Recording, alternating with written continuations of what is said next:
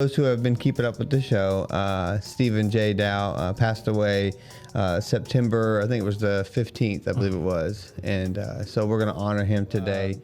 When I first started doing this, I remember Steven walked by me at the church and I go, "Hey, you want to do a podcast with me?" And he's like, "Really?" I was like, "Yeah." And he goes, "All right, let's do it. When we starting?" And that was kind of our conversation. And then, when we did the first few episodes, and I remember I tell him to kind of come prepared, and he's like, "No, I'm going to shoot from the hip." I was like, "Okay, Steven, thanks." And so, but one of my favorite things about Steven was just, like I said, how witty he was.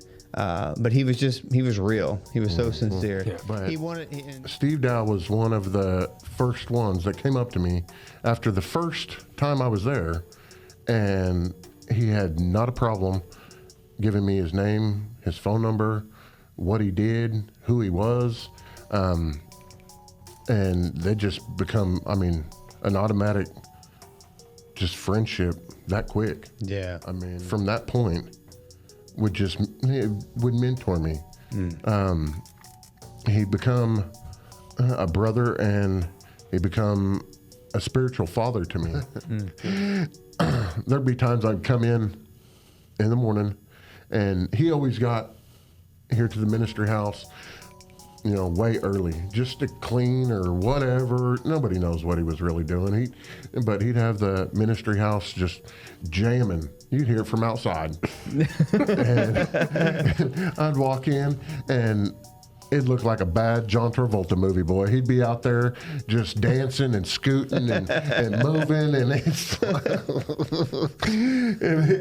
stand there for 5 minutes. Then he finally turns around and says, "What?" When I first started this program, I finally got paid, and I went to the thrift store down the way, and I got a couple shirts. This was one of them. And one day we was in the bathroom, and Steven walks in and he sees me wearing it, and he's, "Man, I love that shirt. I love that shirt." We had just got into it, so I didn't want to hear him. No, it just happened to be coming on Christmas, though, and I'm like, God kept telling me, "You gonna give that man that shirt?" And I'm like, "No, I ain't. I like it." But anyway, I go home and I put it in a cereal box, and I tape the cereal box up because I don't have no wrapping paper or nothing like that. And he's over at the church. We're setting up for something. I carry it over there, and I'm like, "Steven, here, Merry Christmas." And he's like, "I don't want no cereal, Johnny. I just ate." I said, "Steven, here, take it." He's like, "I'm not hungry, John." He's getting mad at me at this point already. He's like, "I don't want that cereal." I was like, "Steven, just open the box. Can you see it's been open? Just open the box." And he opened the box, and he started crying. And then he just spent 30 minutes telling me how much he loved me and how much he appreciated it. So we were standing in the hallway right outside the sanctuary. And he walked up to me and he goes, "Hey, man, it's been awesome that you've been on the show, but I got some things I'm going through, and I would like it if you would continue the podcast with Levi. I think it would be an honor if you would do it, brother." And that was like the first time he ever called me brother, and I was like, "What?" And he goes, "Yeah," he goes, "I really think that you can bring something to this show that will benefit it, and I have some things I need to work on."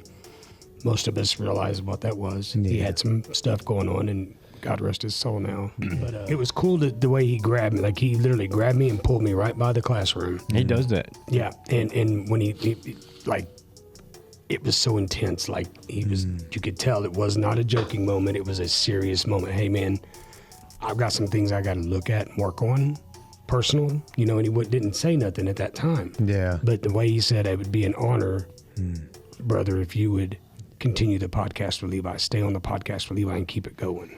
I got a lot of friends. Y'all are my brothers. You're my best friend. I love Danny. Danny's helped take care of me since I got here. But I'm telling you right now, that man, every time he see me, even after my little fall, "Johnny, I'm proud of you.